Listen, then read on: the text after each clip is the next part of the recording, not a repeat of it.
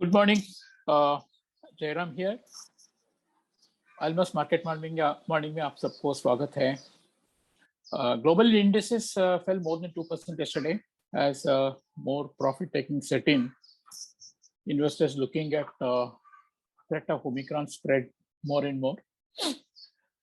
Cases surged in New York City and the United States over the weekend, dashing hopes for a normal holiday season. Johnson also said he would take more steps to slow the spread of Omicron if needed. Meantime, in Europe, Netherlands has begun a lockdown, which will extend beyond Christmas season. And considering that 18% gain in global stocks during the entire year, a fall of 5% should be seen as a normal profit-taking. Gains in the new year also, of course, might be constrained as we enter into a period of tighter financial conditions. Key will be the growth trajectory. On the dollar side, dollar index lost a bit as sterling and euro reached key level of 1.12 and 1.32 once again and bounced from there. Also, slowly some views are emerging that Fed may be sounding a bit more hawkish than they will actually be. So views are emerging that there may not be more than two hikes. That's the reason why even yields are slightly lower. Another point is with the social spending bill of Biden being rejected, there may not be so much need to borrow more, putting less pressure on yields. Thirdly, some of the investment bankers have started to downgrade US growth, taking into account that the financial conditions will be tightening. All these together help Euro and GBP once again to recover. In fact, Euro has sustained the recovery while GBP still struggles with the already detailed political issues as well as the Omicron issue. But we are seeing unprecedented volatility elsewhere in the world, where the Turkish lira, after losing nearly 57% in this year alone, saw a dramatic reversal yesterday, gaining 27% against the dollar. The Erdogan government announced measures including introduction of a new program that will protect savings from fluctuation in the local currency.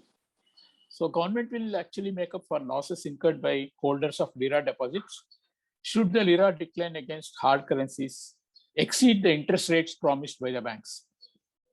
So Erdogan took these decisions along with a decision to cut the corporate tax rate by 1%. So these measures will mitigate retail investors' demand for dollars and bringing an end to 3 months of turmoil in the nation's currency.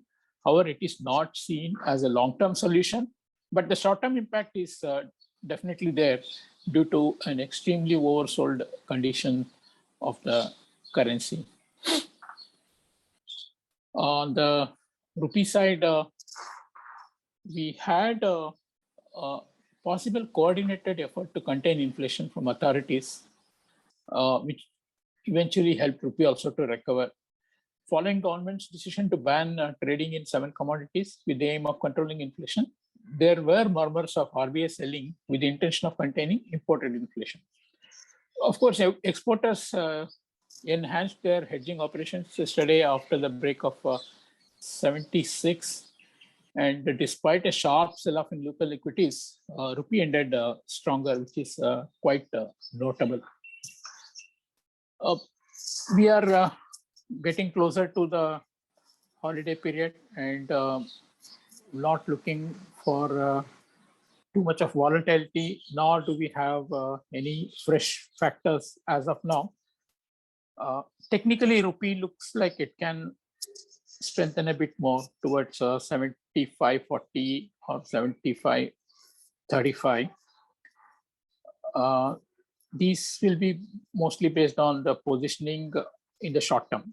Long-term positioning, I still feel USD INR is skewed to the short side because importers have less hedge, but any dip below 75-50 will be latched onto by importers for their hedges.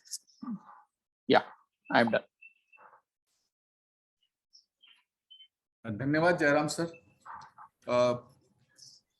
After the rejection of, or maybe a blow up in democratic spending plans yesterday evening, US Treasury yield curve steepened. Longer term dated Treasuries yield moved relatively higher than the short dated. The US 10-year yield closed at 63 basis and 10-year yield at 1.42.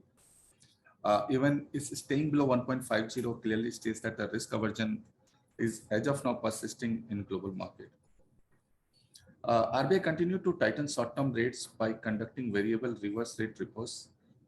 Yesterday, they did conduct one 3-days repo for 2 lakh crores, and they got only 80,000 crores. They accepted 80,000 crores, and the cutoff was almost 4%, 3.99%. The RBI effort to taking out overnight liquidity is continuing. 10-year GSEC yield closed at 6.44, a new 18 months high in 10-year benchmark yield.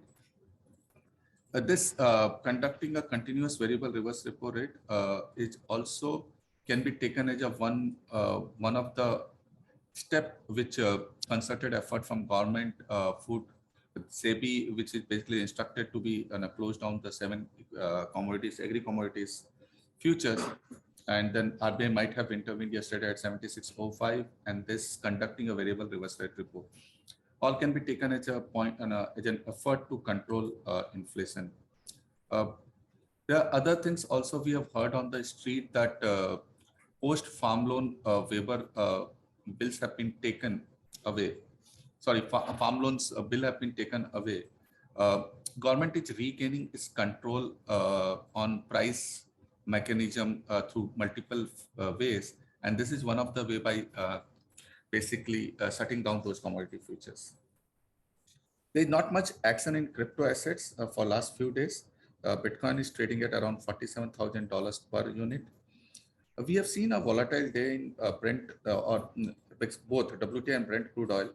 Just to highlight, in a Brent crude oil, there was an intraday volatility of around $6 per barrel, and it has moved $2.50 up from a low of a 69. So first it was down around $3.50, and then moved again at $2.50 and closed at $71.50 per barrel. Currently it's dealing at $72 per barrel. आज के लिए इतना ही पर्याप्त, फिर मिलेंगे कल. धन्यवाद.